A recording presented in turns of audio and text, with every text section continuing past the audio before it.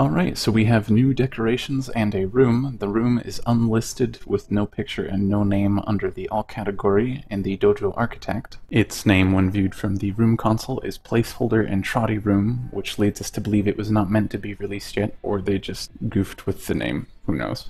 Despite being a hall-class room, it can't actually be set as a spawn room yet, but that could change. The room is pretty spacious. It's not as big as an Inspiration Hall in terms of height. It's maybe about 60% of the height overall. The undersides of the rounded four corners in the room have little glowy scrolls that will only show if you approach them, but this is the only hidden gimmick in the room.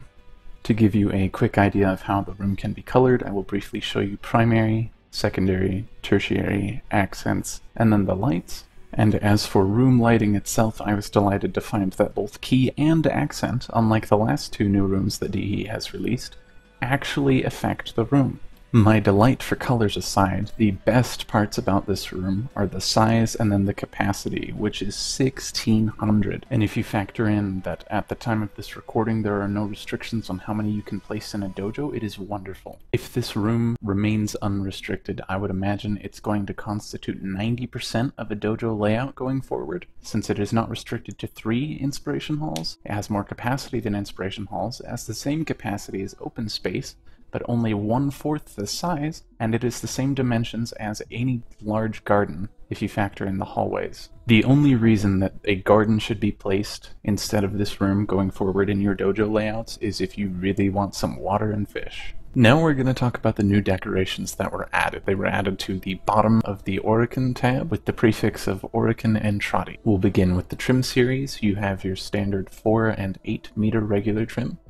Then you have your ornate 4 and 8, and then you have your inside curve and outside curve. Inside meaning that the facing forward texture is on the inside of the curve, outside meaning the outside. And lastly, you have the crown trim, which is a very spiky boy. Something that is unique to all Entrati trim, with the exception of the crown trim, is that when they are enlarged, unlike other textures where they would just enlarge the texture itself, there is already a bigger texture that it fits into as you make it bigger. Next we have the portal series, which consists of the portal key, which I don't really have high hopes for. I have a feeling that people are just going to place it as is everywhere in their dojos. And then the portal gate, which is really just an acceptable substitute for any Orokin rings you should regret having ever placed. So next up is the stairs series, and what they've done with stairs this time is actually pretty cool. They've given you the long staircase, the shorter steps, and then the single step. And what that allows you to do is create a custom staircase that can reach any point that you'd like without having to be enlarged and potentially protrude from any decorations nearby. Next up we have the wall series, and holy shit if these are not the greatest thing to ever happen. It's convenient that they come in both a rectangular and square form, but the selling point for these puppies is the back. They have the most beautiful, uniformly marbled surface you will ever find on a decoration. They work great for floors and walls, and it is these in combination with the pillars I'm going to show you here in a minute that made me want to change this into this.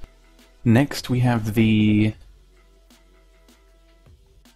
Actuator Base, and it is good for little fire braziers or wall ornamentation. And here you can see I have 2 massive balls. On the left we have the Ancient Orb, and keep in mind that anyone with Bloom on is going to see these bright as hell. And on the right we just have the regular Entrati Orb, which does not look like anything suggestive at all, no sir. It also has a weak glow coming from presumably Entrati inscriptions all around it. And then we have the Buttress, which is a pretty cool decoration, and I would like it a lot more if its anchor point weren't clear the shit away. There have been some funky anchor points before, but this one by far takes the cake. The last group to talk about is the column series. Here we have the column base, we have the ornate column, then we have the small column, and the column half, which is just the column cut in half with a really nice surface on the cut side. And then we have the large column, emphasis on large. That is one single decoration right there. And it is accompanied by its own half version as well. That's all for the Entrati decorations, but now it's time for Can It Radial? And the answer is yes, using the large Entrati stairs. Doing a radial design with that actually looks cool as shit. I was very surprised with the outcome. Both ways a portal key can go are too small to be viable, but they do look cool. The crown trim kinda works, but it only really comes together if you manage to flip it the other way as well, like you'll see up here. I didn't touch on the natural Valis decorations that were added because they are still currently bugged, but I do plan on going over those in the future. And as all of you should know, this is not all new information. We've had 2 weeks on PC to deal with this stuff, but people keep losing their mind when they see the Entrati decorations and stuff that I'm showing, so I decided to make this video to just talk all about it and get that out and over with. Otherwise, that's it. If you guys have anything you'd like to see in my next video, please let me know in the comments below, and have a good day.